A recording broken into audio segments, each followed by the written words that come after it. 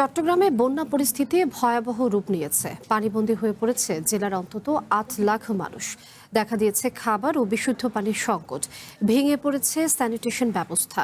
অভ্যন্তরীণ সড়ক যোগাযোগ বিচ্ছিন্ন হওয়ায় ত্রাণ পৌঁছাতেও বিপাকে পড়তে হচ্ছে। দুর্গতদের উদ্ধারে কাজ করছে সেনাবাহিনী, ফায়ার সার্ভিস সহ সরকারি বেসরকারি বিভিন্ন সংস্থা। নতুন করে যুক্ত করা হয়েছে বর্ডার গার্ড বাংলাদেশ, বিজিবি। চারিদিকে দুর্যোগ দুর্ভোগের চিত্র। বৃষ্টি ও বানের জলে ডুবেছে ঘরবাড়ি, রাস্তাঘাট সহ বিস্তীর্ণ জনপদ। দেখা দিয়েছে বিশুদ্ধ পানি সহ খাবার সংকট।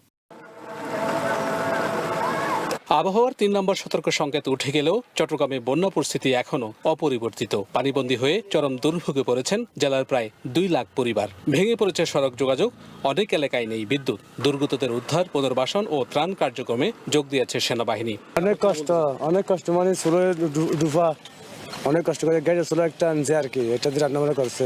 আমরা ছেলেমেয়েরা স্কুলে যেতে পারতেছে না, লেখাপড়া যেতে করতে পারতেছে না।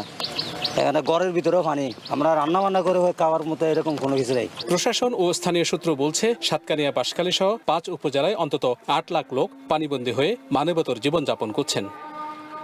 আমি এই বন্যার জন্য আমরা মাদ্রাসে যাইতে পারি না। আমাদের বোরকা পড়লে বোরকা ভিজে যায়, আমরা যাইতে পারি না। ওখানে কোনো সহযোগিতা হচ্ছে না।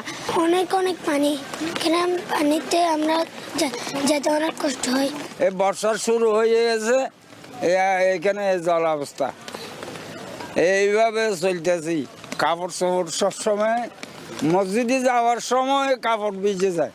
সাঙ্গু নদীর পানি বিপদ সীমার উপর দিয়ে প্রবাহিত হওয়ায় কেরানীহাট বান্দরবান মহাসড়কের অনেক অংশ এখনো পানির নিচে। অভ্যন্তরীণ যোগাযোগ ব্যবস্থা পুরোপুরি বিচ্ছিন্ন হওয়ায় দুর্গত মানুষের কাছে ত্রাণ পৌঁছানো অনেক কঠিন হয়ে পড়েছে।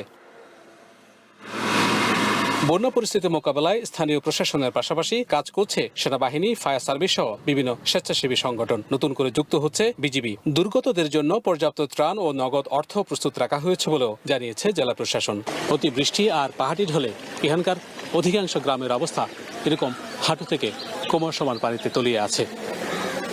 ভুক্তভোগীরা বলছেন, এই বর্ষা আরও প্রলম্বিত হলে তাদের ভাগ্যে যে কি হয় সেটি নিয়ে দুশ্চিন্তার অন্ত নেই তাদের। Shahnaz Riton, one news, Banshkhali, Chittagong.